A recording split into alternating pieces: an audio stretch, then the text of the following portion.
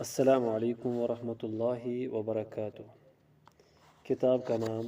شرح کتاب دین کے چار اہم قواعد، فضیلت الشیخ صالح بن فوزان الفوزان حفظہ اللہ۔ بسم اللہ الرحمن الرحیم۔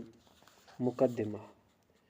شیخ صالح بن فوزان الفوزان حفظہ اللہ فرماتے ہیں: الحمدللہ وصلی اللہ وسلم علی نبینا محمد وعلی آلہ وصحبہ وبعد۔ یہ قواعد الاربع کی شرح ہے جو کہ تالیف ہے شیخ الاسلام الامام المجدد محمد بن عبد الوہاب رحمہ اللہ کی۔ کیونکہ میں نے اس کی کوئی شرح نہیں دیکھی تو میں نے چاہا کہ میں اپنی وسعت اور طاقت کے مطابق اس کی کوئی شرح لکھوں، اور اللہ سبحانہ وتعالی سے دعا ہے کہ اس بارے میں مجھ سے جو کوتاہی یا کمی ہو گئی ہو اس سے درگزر فرمائے۔ مؤلف شیخ الاسلام محمد بن عبد الوہاب رحمہ اللہ فرماتے ہیں: میں اللہ کریم سے جو عرش عظیم کا رب ہے دعا کرتا ہوں کہ وہ دنیا و آخرت میں آپ کا ولی ہو اور آپ کو بابرکت بنائے جہاں کہیں بھی آپ ہوں، اور آپ کو ان لوگوں میں سے کر دے کہ جنہیں جب کوئی نعمت ملتی ہے تو شکر ادا کرتے ہیں، اور اگر کسی آزمائش میں مبتلا ہوتے ہیں تو صبر کرتے ہیں، اور جب گناہ کر بیٹھتے ہیں تو استغفار کرتے ہیں، کیونکہ یہ تینوں صفات سعادت مندی کا عنوان ہے۔ اس کی شرح میں شیخ صالح الفوزان حفظہ اللہ فرماتے ہیں کہ یہ قواعد الاربع ہے جو کہ تالیف ہے شیخ الاسلام محمد بن عبد الوہاب رحمہ اللہ کی۔ یہ ایک مستقل رسالہ ہے، لیکن اس کی حاجت کے سبب سے اور تاکہ یہ طالب علموں کے ہاتھوں میں عام ہو جائے، یہ آپ کے دوسرے رسالے ثلاثۃ الاصول کے ساتھ شائع ہوتا ہے۔ قواعد جمع ہے قاعدہ کی، اور قاعدہ کی تعریف یہ ہے: الاصل الذی یتفرع عنہ مسائل کثیرہ او فروع کثیرہ۔ ایسی اصل یا جڑ جس سے بہت سے مسائل یا بہت سی شاخیں نکلتی ہو، اور یہ جو القواعد الاربع ہے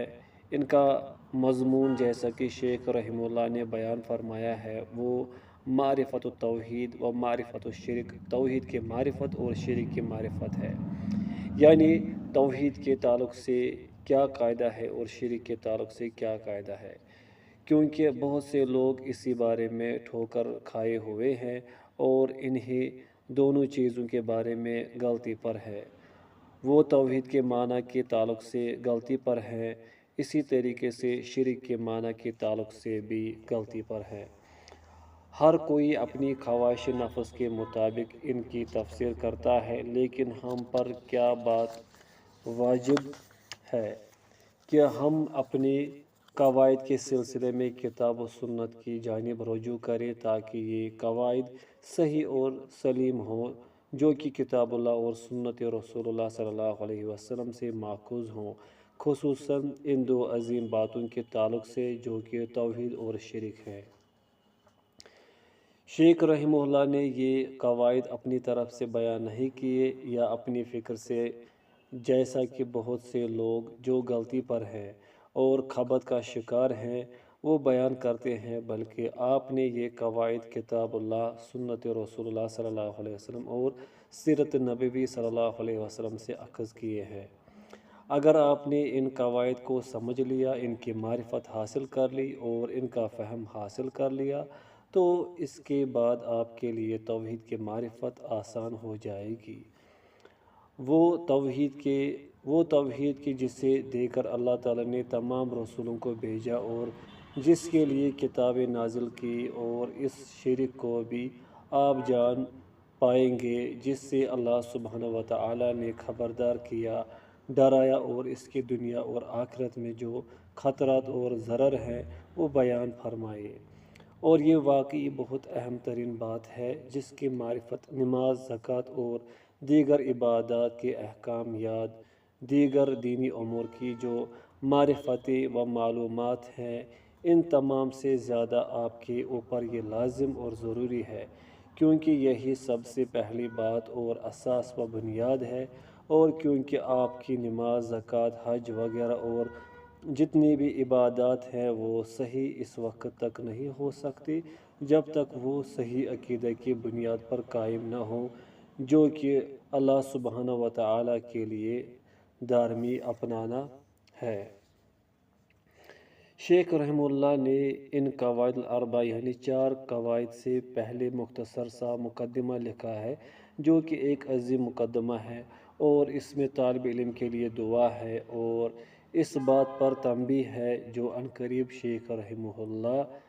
بیان فرمائیں گے، جیسے کہ آپ نے فرمایا کہ میں اللہ تعالیٰ سے جو کہ عظیم ہے اور عرش کریم کا رب ہے، یہ دعا کرتا ہوں، آپ کے لیے سوال کرتا ہوں کہ وہ دنیا اور آخرت میں آپ کا ولی ہو اور آپ کو بابرکت بنا دے جہاں کہیں بھی آپ ہو، اور آپ کو ان لوگوں میں سے کر دے جنہیں جب کوئی نعمت ملتی ہے تو وہ شکر کرتے ہیں، جب کسی آزمائش میں مبتلا کیے جاتے ہیں تو صبر کرتے ہیں، اور جب کوئی گناہ کر بیٹھتے ہیں تو استغفار کرتے ہیں، اور یہ 3 باتیں سعادت مندی و خوش بختی کا عنوان ہے۔ یہ عظیم مقدمہ ہے جس میں شیخ رحمہ اللہ کی جانب سے ہر اس طالب علم کے لیے دعا ہے جو عقیدے کی تعلیم حاصل کرتا ہے، جس کے ذریعے سے وہ حق بات جاننا چاہتا ہے اور جس کے ذریعے سے وہ گمراہی اور شرک سے بچنا چاہتا ہے، تو وہ اس بات کا زیادہ مستحق ہے کہ اللہ سبحانہ و تعالیٰ دنیا اور آخرت میں اس کا ولی، دوست و مددگار ہو، اور اگر اللہ سبحانہ و تعالیٰ دنیا اور آخرت میں کسی کا ولی بن جائے تو کوئی بھی ناپسندیدہ چیز اس کی طرف بڑھ نہیں سکتی، نہ اس کے دین میں اور نہ اس کی دنیا میں، جیسے کہ اللہ تعالیٰ کا فرمان ہے، اللہ ولی ہے ایمان والوں کا کہ انہیں اندھیروں سے نکال کر نور کی طرف لے جاتا ہے، اور جو کافر ہے ان کے اولیاء طاغوت ہیں۔ سورۃ البقرہ آیت نمبر 257۔ اگر اللہ سبحانہ و تعالیٰ آپ کا ولی بن جائے تو وہ آپ کو شرک کے، کفر کے، شکوک اور الحاد کے اندھیروں سے نکال کر ایمان کے، علم نافع اور عمل صالح کے نور کی طرف لے جاتا ہے، جیسے کہ فرمان باری تعالیٰ ہے، یہ اس لیے کہ بے شک اللہ ایمان والوں کا مولا ہے، جو کفار ہے ان کا کوئی مولا نہیں۔ سورہ محمد آیت نمبر 11۔ اگر اللہ سبحانہ و تعالیٰ آپ کا ولی بن جائے اپنی رعایت، توفیق اور ہدایت کے ساتھ اس دنیا اور آخرت میں، تو آپ کو ایسی سعادت مندی حاصل ہوگی کہ جس کے بعد کسی قسم کی شقاوت و بدبختی کبھی نہیں ہو سکتی۔ اگر دنیا میں اللہ سبحانہ و تعالیٰ آپ کا ولی ہوگا تو آپ کو ہدایت دے گا، توفیق دے گا اور صحیح و سلیم منہج پر چلائے گا، اور آخرت میں آپ کا ولی ہوگا تو آپ کو اس جنت میں ہمیشہ ہمیش کے لیے داخل فرمائے گا کہ جس میں نہ کوئی خوف ہوگا، نہ ہی مرض اور نہ ہی بدبختی، نہ بڑھاپا یا کسی قسم کی ناپسندیدہ چیز۔ یہ اللہ سبحانہ و تعالیٰ کی ولایت ہے اپنے مومن بندے کے لیے دنیا اور آخرت میں۔ پھر آگے فرمائے کہ اللہ سبحانہ و تعالیٰ آپ کو بابرکت بنائے جہاں کہیں بھی آپ ہوں۔ اگر اللہ سبحانہ و تعالیٰ آپ کو مبارک بنائے جہاں کہیں بھی آپ ہوں تو یہ غایت درجے کی مراد ہے، یعنی اللہ سبحانہ و تعالیٰ آپ کی عمر میں برکت دے، آپ کے رزق، علم، عمل اور آپ کی ذریت و اولاد میں جہاں کہیں بھی آپ ہوں برکت آپ کے ساتھ ساتھ ہو، جہاں کہیں آپ متوجہ ہو تو آپ کے ساتھ برکت ہو، اور یہ بہت عظیم خیر ہے اور اللہ سبحانہ و تعالیٰ کی طرف سے فضل و کرم ہے۔ پھر آگے فرمایا کہ آپ کو ان لوگوں میں سے کر دے کہ کہیں جب کوئی نعمت ملتی ہے تو وہ شکر کرتے ہیں، برخلاف ان لوگوں کے جب انہیں کوئی نعمت ملتی ہے تو کفران نعمت کرتے ہیں اور ناشکری کرتے ہیں، کیونکہ بہت سے لوگ جب انہیں نعمت ملتی ہے تو وہ کفران نعمت کرتے ہیں اور اس کا انکار کرتے ہیں اور اسے اللہ تعالیٰ کی اطاعت کے علاوہ یعنی اس کی نافرمانی میں خرچ کرتے ہیں، تو وہ ان کی بدبختی کا سبب بن جاتا ہے، جبکہ جو شکر گزاری کرتے ہیں تو اللہ سبحانہ و تعالیٰ اس کے بدلے میں انہیں مزید عطا فرماتا ہے، جس طرح کہ اللہ تعالیٰ کا فرمان ہے۔ اور جب تمہارے رب نے یہ اعلان فرما دیا کہ اگر تم شکر گزاری کرو گے تو میں تمہیں مزید دوں گا، سورہ ابراہیم آیت نمبر 7۔ یعنی اللہ جل وعلا جو شکر گزار ہے انہیں اپنے فضل و احسان سے مزید دیتا ہے۔ اگر آپ نعمتوں میں اضافہ چاہتے ہیں اور مزید نعمتیں چاہتے ہیں تو اللہ تعالیٰ کا شکر ادا کریں، اور اگر آپ زوال نعمت اور نعمتوں کا چھن جانا چاہتے ہیں تو پھر آپ ناشکری کریں۔ آگے چل کر شیخ رحمہ اللہ فرماتے ہیں، اور جب وہ کسی آزمائش میں مبتلا ہوتے ہیں تو صبر کرتے ہیں۔ اللہ تعالیٰ بندوں کو آزماتا ہے مصائب سے، ناپسندیدہ باتوں سے اور دشمنوں سے جو کہ کفار اور منافقین میں سے ہیں۔ چنانچہ صبر کی ضرورت ہے اور اللہ تعالیٰ کی رحمت سے عدم مایوسی اور عدم نا امیدی کی ضرورت ہے، اور اپنے دین پر ثابت قدم رہ کر فتنوں کے وقت ڈگمگانا یا ان کے آگے ہتھیار نہیں ڈالنے چاہیے، بلکہ اپنے دین پر ثابت قدمی کے ساتھ اس کا مقابلہ کرنا چاہیے، اور اس دین کی راہ میں جو تکالیف یا تھکان کا سامنا ہو ان پر بھرپور حوصلے کے ساتھ صبر کرے، برخلاف ان لوگوں کے جب وہ کسی آزمائش میں مبتلا کیے جاتے ہیں تو جزا فضا اور واویلا کرتے ہیں، غصہ دکھاتے ہیں اور اللہ تعالیٰ کی رحمت سے نا امید ہو جاتے ہیں، حالانکہ اس صورت میں ان پر آزمائش در آزمائش اور مصائب در مصائب پر اضافہ ہو جاتا ہے۔ چنانچہ رسول اکرم صلی اللہ علیہ وسلم نے فرمایا، بے شک اللہ تعالیٰ جب کسی قوم سے محبت کرتا ہے انہیں آزماتا ہے، تو جو اس سے راضی رہتا ہے تو اس کے لیے اللہ کی رضا ہے، اور جو ناراض ہوتا ہے تو اس کے لیے ناراضی ہے، صحیح ترمذی و صحیح ابن ماجہ۔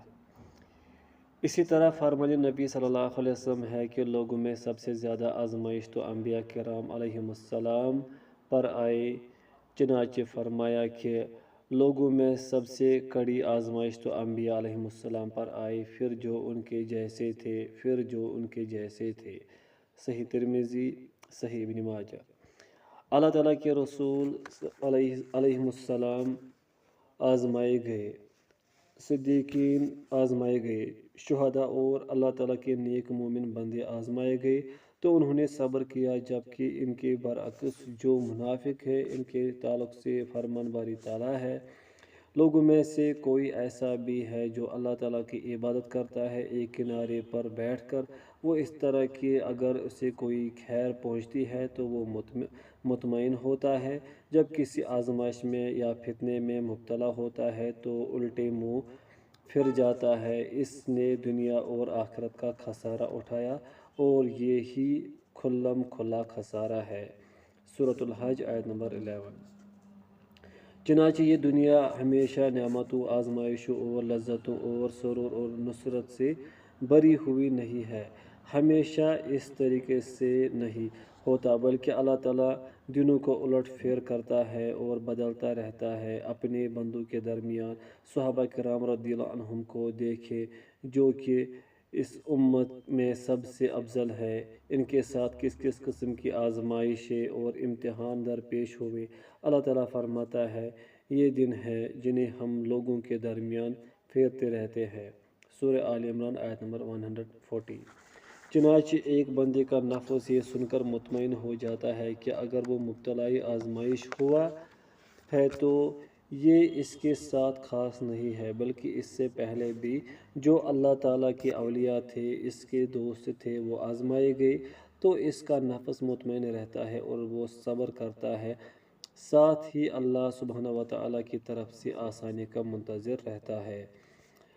اور انجام کار تو بے شک متقیوں کے لیے ہی ہوتا ہے، سورۃ الاعراف آیت نمبر 128۔ آگے شیخ رحمہ اللہ فرماتے ہیں، جب ان سے کوئی گناہ سرزد ہو جائے تو وہ استغفار کرتے ہیں، اللہ سبحانہ و تعالیٰ کی بخشش طلب کرتے ہیں، جبکہ اس کے برعکس جس سے گناہ ہو جائے وہ استغفار نہیں کرتا اور گناہوں میں مزید آگے بڑھتا چلا جاتا ہے تو یہ شخص بدبخت ہے، الیاذ باللہ۔ جبکہ جو مومن بندہ ہوتا ہے، جب کبھی بھی اس سے کوئی گناہ سرزد ہو جاتا ہے تو وہ توبہ کی جانب لپکتا ہے اور جلدی کرتا ہے۔ فرمان باری تعالیٰ ہے، اور جن سے جب کوئی فحاشی سرزد ہو جاتی ہے یا اپنے نفس پر گناہ کے ذریعے ظلم کر بیٹھتے ہیں تو اللہ تعالیٰ انہیں یاد آ جاتا ہے، پس وہ اپنے گناہ کی معافی طلب کرتے ہیں، اور حقیقت بھی یہی ہے کہ اللہ سبحانہ و تعالیٰ کے سوا گناہ بخش بھی کون سکتا ہے، اور جو کچھ انہوں نے کر لیا ہے اس پر وہ اڑے نہیں رہتے اور وہ جانتے ہیں۔ سورہ آل عمران آیت نمبر 135۔ اسی طرح اللہ تعالیٰ فرماتے ہیں، توبہ تو اللہ تعالیٰ کے نزدیک انہی کی ہے کہ جو غلط کام جہالت میں کر بیٹھتے ہیں پھر جلد ہی توبہ کر لیتے ہیں تو اللہ تعالیٰ بھی ایسے لوگوں کی توبہ قبول فرماتا ہے۔ سورۃ النساء آیت نمبر 17۔ اور اس آیت میں جو جہالت کا لفظ ہے کہ جہالت میں وہ گناہ کر بیٹھتے ہیں، اس کا معنی عدم علم نہیں ہے، کیونکہ جاہل جو لا علمی میں کچھ کر لے تو دین میں اس پر پکڑ نہیں ہے، لیکن یہاں جہالت جو ہے وہ علم کی بردباری کی ضد ہے۔ لہٰذا ہر وہ شخص جو اللہ تعالیٰ کی نافرمانی کرتا ہے تو وہ جاہل ہے، اس معنی کے اعتبار سے کہ وہ ناقص العلم ہے، یعنی علم اور بردباری نہیں ہے، یعنی علم مراد نرمی اس میں،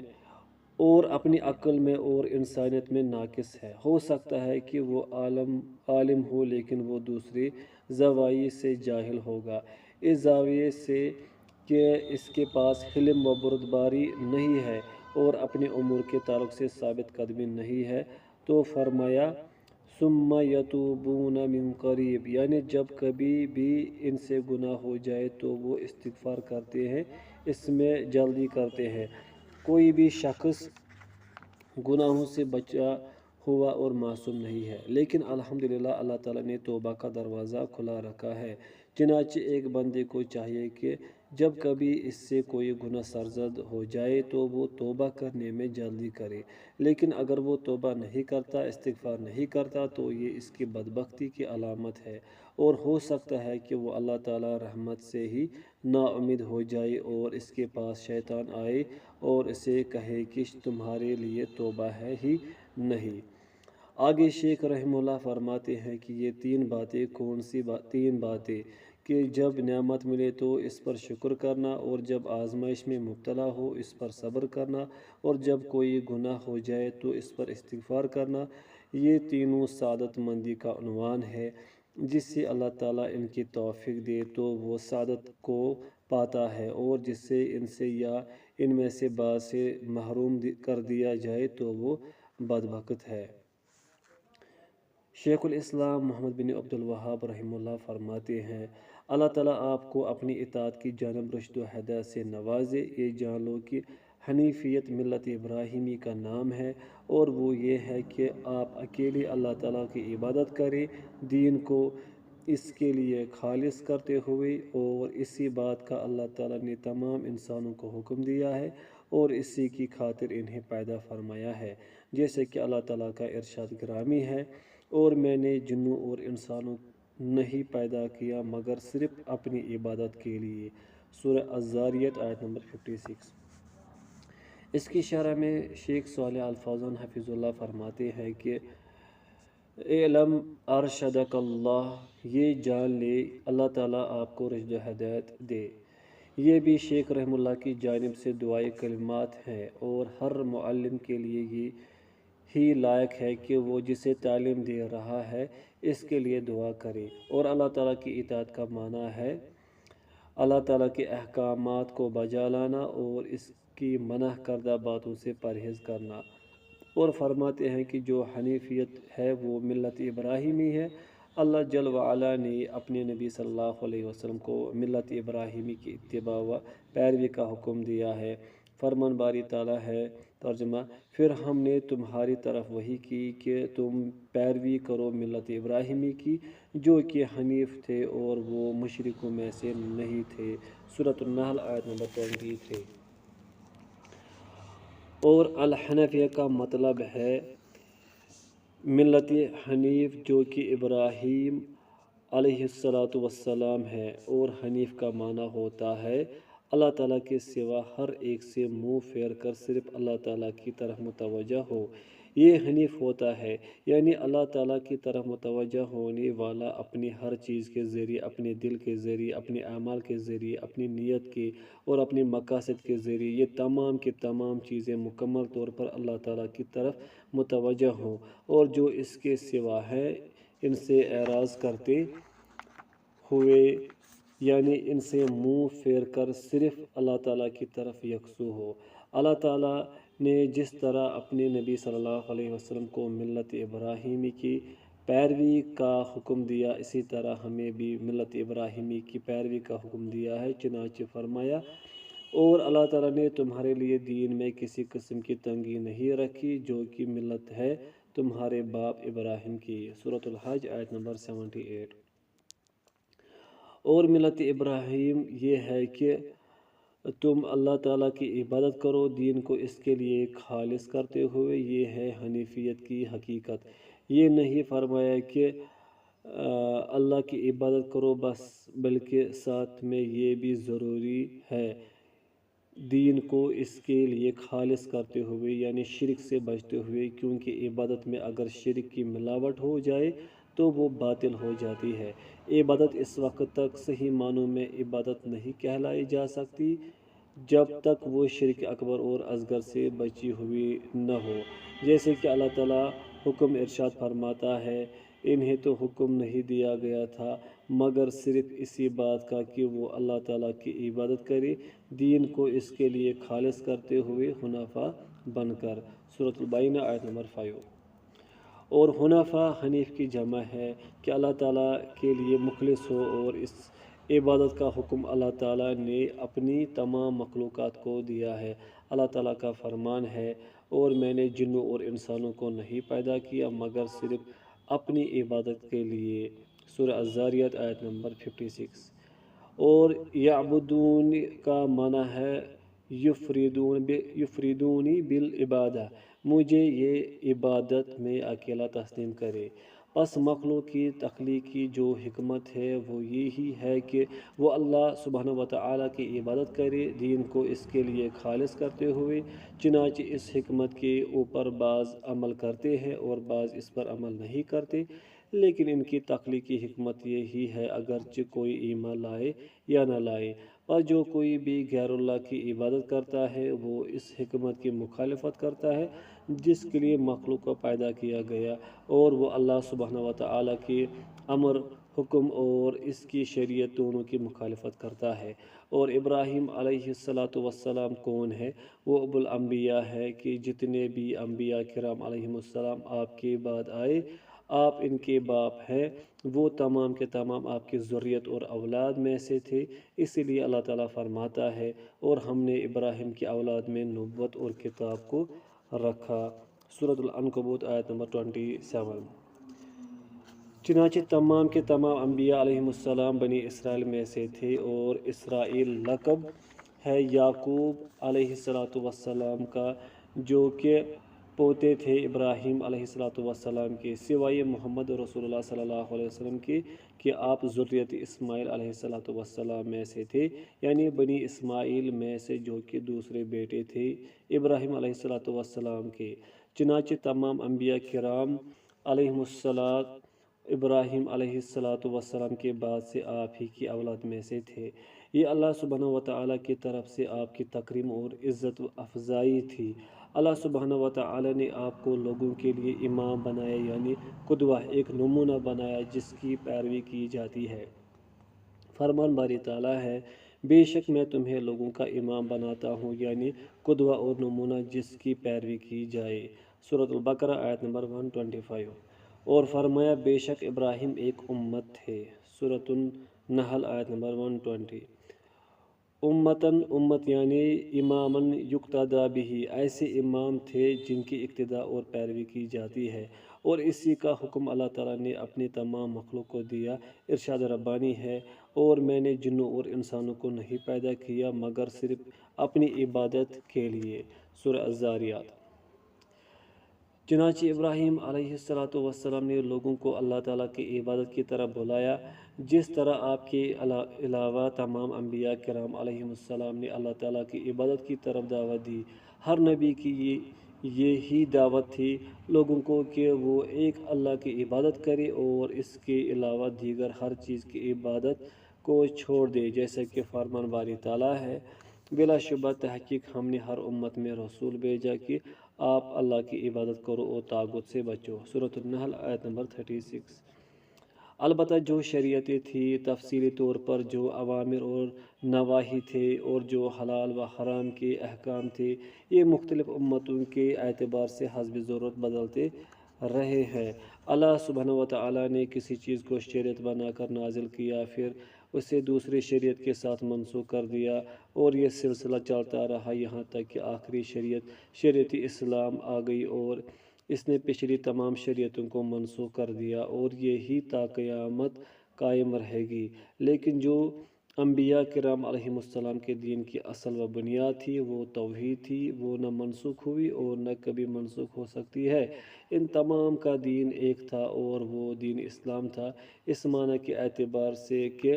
اللہ تعالیٰ کے لیے اخلاص اپنانا توحید کے ذریعے، جبکہ جو شریعتیں تھیں یعنی تفصیلی احکام وہ ایک دوسرے سے مختلف ہو سکتے ہیں اور تھے اور منسوخ بھی کیے گئے، لیکن جو توحید اور عقیدہ ہے جو وہ آدم علیہ السلام سے لے کر آخری نبی تک ایک ہی رہا۔ ہر کوئی اللہ سبحانہ و تعالیٰ کی توحید کی طرف، اس کی عبادت کی طرف دعوت دیتا تھا، اور اللہ تعالیٰ کی عبادت کیا۔ اور اللہ تعالیٰ کی عبادت کیا ہے؟ اللہ تعالیٰ کی عبادت اس کی اطاعت ہے۔ ہر وقت میں جو شریعت اللہ تعالیٰ نازل کرتا ہے، اس شریعت کے مطابق اس کی اطاعت کرنا اس کی عبادت ہے، اور اگر وہ منسوخ ہو جائے تو پھر عمل ناسخ یعنی جس نے اسے منسوخ کیا ہے پر کیا جائے گا اور وہ عبادت کہلائے گا۔ چنانچہ جو منسوخ ہو چکی یا پرانی شریعت ہے اس پر عمل کیا جانا اللہ سبحانہ و تعالیٰ کی عبادت نہیں کہلائے گا۔